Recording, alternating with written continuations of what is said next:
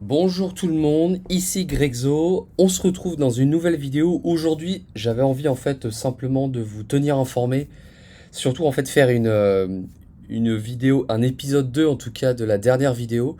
L'algorithme YouTube m'a pas mal en tout cas promote sur la dernière vidéo, donc ça c'est cool. Donc j'ai pris un peu quelques nouveaux abonnés, donc bienvenue à ceux qui viennent d'arriver sur la chaîne.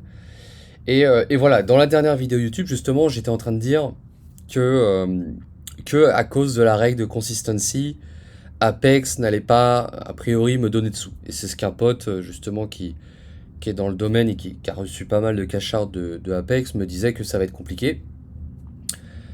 Il se trouve qu'il y a eu un petit...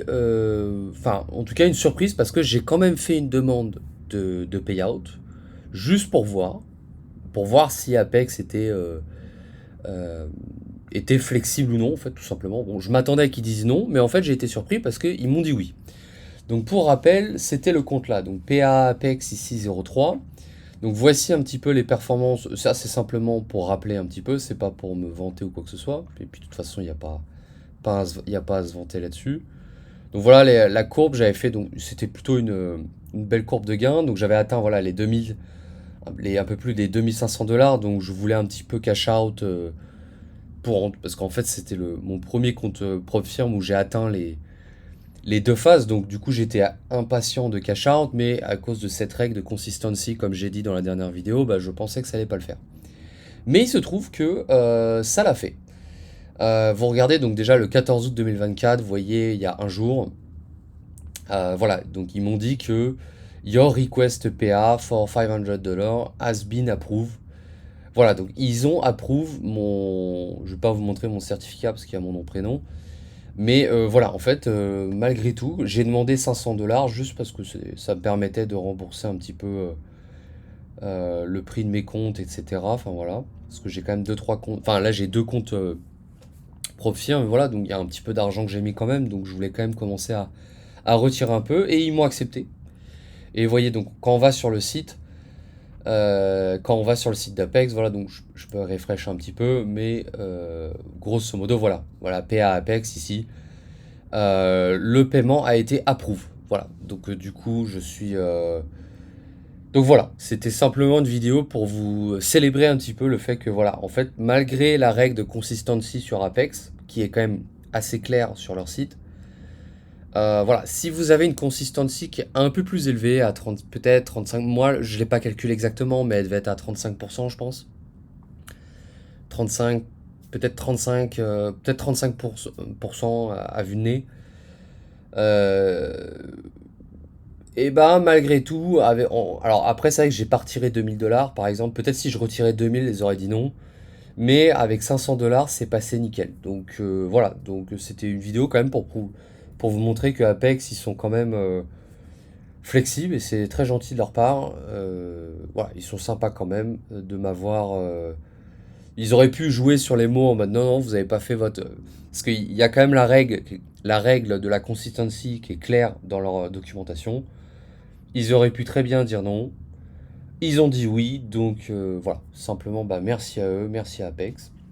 Donc voilà, si pour vous, c'est une petite information là, que je vous donne au passage, que si certains d'entre vous ont une consistency qui est un petit peu au-dessus, vous pouvez quand même tenter le cash out. Voilà. Donc ça, c'était le petit point information. Et deuxième information du jour, et désolé, donc ça va pas être une vidéo très pédagogique, mais c'est simplement pour vous tenir informé, parce que là, il est tard chez moi, donc je vais aller me coucher dans 10 minutes. Mais voilà, c'était pour vous tenir en courant un petit peu de suite à la dernière vidéo qui avait pas mal fait réagir. D'ailleurs, j'ai reçu des super commentaires, donc merci à ceux qui ont laissé des commentaires. N'hésitez pas à mettre des likes et des commentaires si vous avez des sujets de vidéos, des questions, etc. Donc voilà, si je vois qu'il y a des... Je vois des questions qui reviennent régulièrement, donc voilà. N'hésitez pas à poser des questions en commentaire, des sujets de vidéo, ou simplement voilà, de commenter. Et voilà, donc en tout cas, merci du soutien les gars, merci pour ceux qui sont abonnés. Et j'avais envie de vous montrer ma session de scalping. Alors c'était évidemment, pour le coup, c'est du scalping, donc pour qu'on soit clair, parce qu'il y a quand même pas mal de nouveaux arrivants. Comme vous voyez ici, c'est je trade en fait sur mes comptes propres firmes. Donc là, avec ma stratégie qui est entre guillemets un peu plus sûre, où j'ai deux comptes propres firmes, je trade la session asiatique sur le Dow Jones. Voilà, donc comme vous pouvez voir, c'est la session asiatique, quoi. 7 heures du matin en Asie, c'est le Dow Jones, quoi. Voilà. Euh, mais je m'entraîne quand même à côté à faire du scalping un petit peu avec l'order flow et même et même je vais plutôt parler maintenant de momentum aussi. Voilà, donc suis en train en ce moment de reprendre mon scalping parce que il y a quelques mois en fait mon scalping était un petit peu, il était pas assez bon, il était pas assez régulier. Et voilà, avant je scalpais, mais j'avais certes des gains qui étaient pas mal, mais j'avais des stop loss qui étaient hyper éloignés en fait. Donc du coup, il suffisait une mauvaise journée qui pouvait détruire 2 semaines de gains, quoi. Donc évidemment, avant, je savais pas trop scalper, en tout cas encore. Et là aujourd'hui, ça va beaucoup mieux. Alors, je vais vous montrer. Donc ça, le 13 ici, c'est la session que j'ai faite le 13, donc il y a 2 jours. Là, on est le 15. Donc c'est une session perdante. On est à moins 200 $, mais encore une fois, pour ceux qui ont l'habitude de faire du scalping, vous voyez mes performances, vous voyez mes pertes, moins 100, moins 100, moins 75. Et malgré ma perte moyenne par trade, je fais qu'une session qui était à juste moins 200. Donc, alors certes, pour moi, ça c'est une session qui est perdante, évidemment. Mais pour ceux qui ont déjà tenté leur chance à faire du scalping, faire 28 trades avec un stop loss à moins 100 $ et finir après 28 trades pardon, à moins 200, c'était pour moi une performance. Donc même si j'ai perdu, j'étais hyper content. Et donc en fait en scalping, pourquoi je me suis remis? Parce qu'en fait simplement bah, j'ai fait des ajustements. Je traite un peu plus maintenant le momentum et pour l'instant ça va beaucoup mieux. Et on va voir la session d'aujourd'hui qui était vraiment exceptionnelle, juste exceptionnelle. Donc ça c'était avant-hier cette session, donc enfin en tout cas le 13, ouais, donc c'était ça avant-hier. Donc moins 200 évidemment c'est une session perdante, mais faire 28 scalps et finir à moins 200 avec des trades qui ont une perte moyenne à 75-100 $, je trouve que c'était une belle performance. Voilà, donc il n'y a pas tous les trades sur le screen, mais il y avait quand même 28 scalps. Donc voilà. Donc ça c'était la première session du lundi. La session d'hier était un peu moins bonne. Je vous avoue, elle était simplement moins bonne. J'avais moins le. En fait, entre enfin avant-hier, hier et aujourd'hui, à chaque session, il y a eu énormément de improvement. Il y a eu énormément. J'ai review mes trades. J'ai regardé un petit peu qu'est-ce qui allait pas. En fait, la session d'hier, je me mettais à prendre des contre-tendances, mais du coup, je me faisais fusiller plusieurs fois d'affilée. Euh, voilà, j'avais pas des bons timings, quoi. En fait, mes timings étaient pas bons. Et ça se voit hein, dans mes résultats, hein. Vous voyez, hein, il y avait un trade gagnant et quelques trades break-even. Et après, j'ai eu que des trades perdants. Donc, mes timings étaient pas bons hier. Euh, Parce que voilà, il y a certains points en tout cas que je n'avais pas ajustés. Et là aujourd'hui, ces points, je les ai ajustés. Et là aujourd'hui, c'est ma première session de scalping, en sachant que, pour vous dire, j'ai un stop loss qui est à 75 $. Donc vous voyez, à chaque fois, j'ai perdu une fois 75 $, un stop loss plein. Et j'ai un TP à 50 $. Voilà. Donc grosso modo, je crois de tête que ça fait 4 ticks de TP et 7 ticks de stop loss, à peu près. On est sur cet ordre-là. Et là, la session d'aujourd'hui, vous voyez, elle était incroyable. Donc au début, ça a mal commencé. Voilà. Donc en fait, voilà, c'est le début.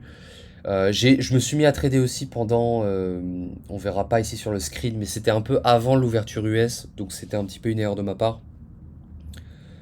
Voilà, des fois je suis un petit peu greedy, mais au final, après l'ouverture US, bah ça allait beaucoup mieux quoi. Vous voyez, un trade break-even, gagnant, gagnant, break-even, break-even, perdant, break-even, gagnant, gagnant, petit trade perdant, gagnant, gagnant, gagnant. Donc Alors ok, il y a combien de trades du coup là? Il y en a 3, 4, 5, 6, 7, 8, 9, 10, 11, 12, 13, 14, 15, 16, 17.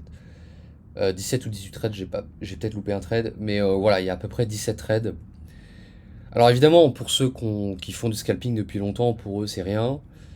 Euh, je vous mets au défi de trader le marché avec 4 ticks de TP, 7 ticks de stop loss, et de faire... alors je dis pas que je suis le meilleur, mais je dis juste que c'est vraiment compliqué quoi. Le scalping est vraiment très très compliqué. Et là vraiment aujourd'hui en tout cas, bon j'espère que ça va continuer évidemment, mais... Et je ferai une vidéo un peu plus détaillée sur le sujet, sur les ajustements justement. Enfin, les ajustements que j'ai fait. Donc je ferai part de tout ça dans une vidéo. Mais voilà, c'était une vidéo aujourd'hui pour vous tenir informé de suite à ma dernière vidéo à propos du cash out, et de vous montrer que voilà aussi mon scalping, moi, à côté, mon scalping il avance, et il avance dans le bon sens, et aujourd'hui on finit en gain, en très net gain quand même. Donc voilà, c'est cool, je suis assez content. Malgré tout, sur ces 3 jours, je suis perdant, mais c'est de voir l'évolution en fait entre ces jours. Je prends moins de mauvais trades. J'ai des meilleurs timings et ça se sent même. Une fois, la session démarre toujours mal d'ailleurs. Bon, j'ai démarré avant l'ouverture US, mais une fois que ça démarre bien, après ça part tout seul quoi. Donc voilà, donc je suis assez content. Donc voilà, deux bonnes nouvelles, le cash-in enfin le cash-out pardon, et cette session de scalping qui se passe bien. Donc j'espère que ça va continuer comme ça de mon côté, puis moi je vais continuer à travailler, parce que vraiment le scalping, moi c'est ce qui m'attire le plus. J'aime trader la session asiatique, et je fais de l'argent avec un petit peu, et c'est cool, mais honnêtement moi je préfère largement le scalping quoi, et là je sens que je commence à mieux saisir les bons moments en fait quoi. Euh, voilà, souvent les scalpers ils disent des fois qu'il y a un espèce de flair en scalping, et j'ai toujours détesté ce mot parce qu'en fait ça aide pas en fait quand quelqu'un te dit ouais mais en fait je comprends un peu ce qu'ils disent par flair en fait, c'est que en fait c'est le momentum en fait, tout simplement c'est le momentum. Voilà. Donc j'en reparlerai plus longuement dans une vidéo. Voilà, je vais écourter un petit peu. Donc merci d'avoir suivi la vidéo. Donc c'était simplement pour vous donner des news. Promis, la prochaine fois c'est une vidéo un peu plus, enfin en tout cas plus pédagogique. Merci d'avoir suivi la vidéo. Je vous souhaite une bonne semaine. Mettez des likes, mettez des commentaires, et je vous retrouve dans la prochaine vidéo. Salut les gars.